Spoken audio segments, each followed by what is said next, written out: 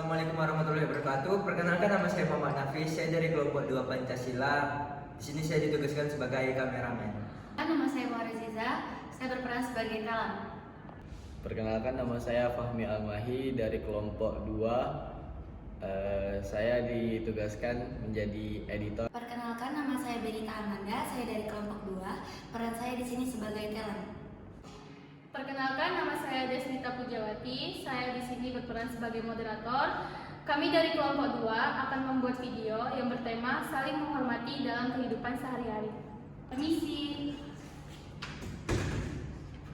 Permisi Bang, boleh minta waktunya sebentar? Boleh. Bang, jadi di sini kami kan ada survei tentang saling menghormati dalam kehidupan sehari-hari. Salah satu pertanyaan dari survei kami yang pertama, menurut pendapat Bang, bagaimana cara kita menunjukkan rasa hormat terhadap orang lain di tempat kerja? Yang pertama itu kita dapat menunjukkan rasa hormat di tempat kerja dengan mendengarkan secara aktif dan menghindari perilaku yang merendahkan. Pertanyaan yang kedua, mengapa pentingnya untuk menghormati perbedaan pendapat dalam sebuah diskusi?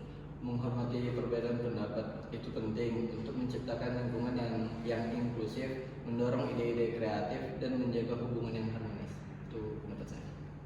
Permisi Kak, boleh minta waktunya sebentar? Boleh. Kak, jadi di sini kami ada survei tentang saling menghormati dalam kehidupan sehari-hari. Salah satu pertanyaan dari survei kami, pertanyaannya, apa yang bisa Kakak lakukan untuk menghargai ruang pribadi orang lain dalam kehidupan sehari-hari? Kalau untuk menghormati ruangan pribadi orang lain, yang pasti kita harus minta izin dulu sama orangnya.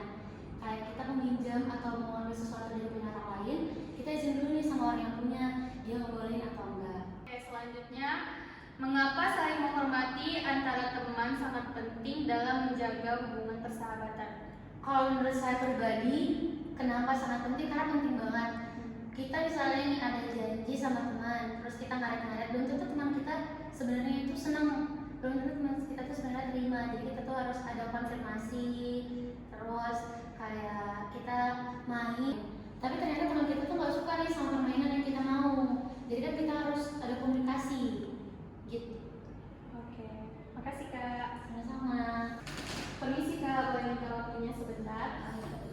Kak, jadi kan di sini kami ada survei tentang saling menghormati dalam kehidupan sehari-hari.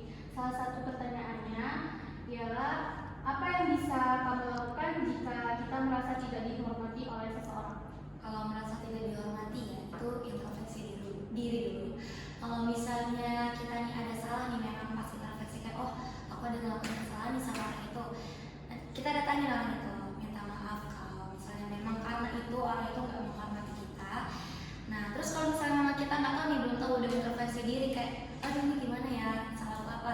Datangin juga orangnya, kayak tanya salah apa. Tapi kalau misalnya memang tetap nggak dipublis atau memang nggak ada toleransi ya dari si orang itu, ya lebih baik kita menjauhkan diri aja, biar nggak ada konflik-konflik lainnya seperti itu sih. Oke. Nah, selanjutnya, seberapa penting sih sikap saling menghormati dalam hubungan keluarga? Penting banget ya, soalnya itulah yang membangun harmonisasi di dalam suatu keluarga. Karena biasanya itu kan ada yang kayak kurang dekat sama keluarga, jadi mentalnya kurang atau apapun itulah ya kan, yang berbau-bau mental health lah gitu kan. Nah, jadi kita tuh ya memang penting ya. Terus juga itu untuk contoh ya, contoh sebagai bukan contoh sebagai, maksudnya contoh untuk anak-anak selanjutnya gitu. Sebelumnya ini orang tua aku gini sama keluarganya, harmonis banget gini. Saya turun temurun seperti itu ya. Jadi menjaga perikatan persaudaraan seperti itu sih. Oke. Nah, selanjutnya terakhir, bagaimana cara kita menghormati waktu orang lain, terutama dalam pertemuan atau janji? Dalam pertemuan, nah kalau untuk pertemuan ya, kita nih harus ngerencanain dulu nih. Kita komunikasi dulu sama orang.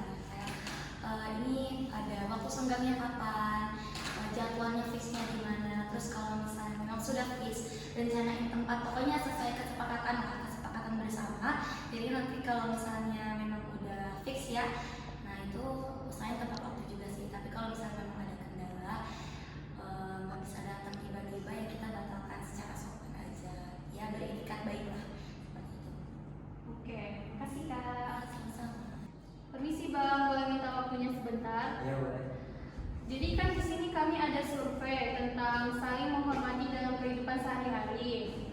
Pertanyaannya, mengapa kita harus menghormati aturan dan norma sosial di masyarakat?